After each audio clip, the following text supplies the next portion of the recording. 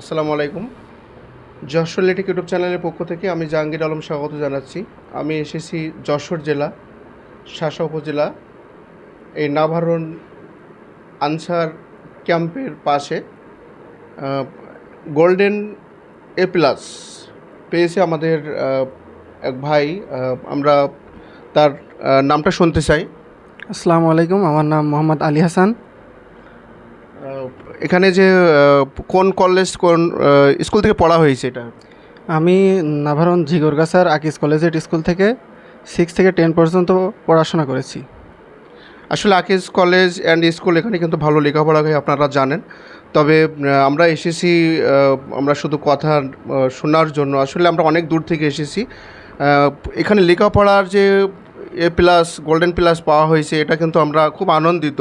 আসলে কি হতে মানে সামনে যে দিন কোন কলেজ কিংবা কি হতে চান, এটা যদি দর্শকদের বলতেন। জি, আলহামদুলিল্লাহ, আমার ছোটোবেলা থেকেই বাংলাদেশের অনেক সেবা করার ইচ্ছা ছিল। সেই লক্ষ্যকে সামনে রেখে আমি আকিজ কলেজিয়েট স্কুলে ভর্তি হই এবং আল্লাহর রহমতে এবং আপনাদের দোয়ায় পড়াশোনা করে আমি গোল্ডেন জিপিএ 5 অর্জন করেছি এবং ভবিষ্যতে আমার ঢাকা নটরডেম কলেজে পড়ার ইচ্ছা আছে আর কি। নটরডেম কলেজে পড়ে ইনশাল্লাহ আমি বুয়েটে ইনশাল্লাহ ইঞ্জিনিয়ারিং কমপ্লিট করে দেশের সেবা করতে চাই। আসলে আপনার সন্তান ভালো লেখাপড়ার পাশাপাশি যদি আপনি আপনার ছেলে আপনার মেয়ের শুধু সময় দিতে পারেন, হয়তোবা সেও কিন্তু গোল্ডেন প্লাস পেতে পারে, সে কিন্তু দেশের একটা রত্ন হতে পারে। আসলে আমরা যে বুয়েটে যে পড়াশুনো করার যে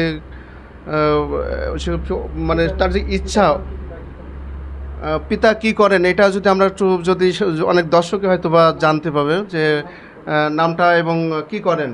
আমার পিতার নাম মোহাম্মদ নজরুল ইসলাম। তিনি একজন সংবাদপত্র এজেন্ট। তিনি পত্রিকা বিলি করেন আর কি, তার মূলত কাজেই এই আর কি। আসলে দেখেন যে পত্রিকা মানে তিনি কিন্তু এজেন্ট, আসলে পত্রিকা বিলি করেন। আসলে আমরা কিন্তু সোশ্যাল মিডিয়ায় এসেছি শুধু প্রচার দেওয়ার জন্য।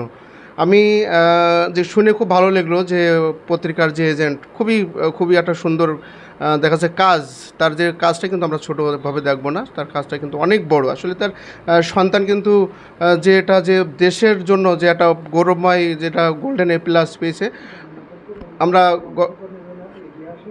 আমরা আমি আরও বলতে চাই বাংলাদেশের অনেক যেটা কর্মী যারা আছে, তারা আপনারা অনেক সাংবাদিক আছেন, আপনারা এসে হয়তোবা তুলে ধরবেন।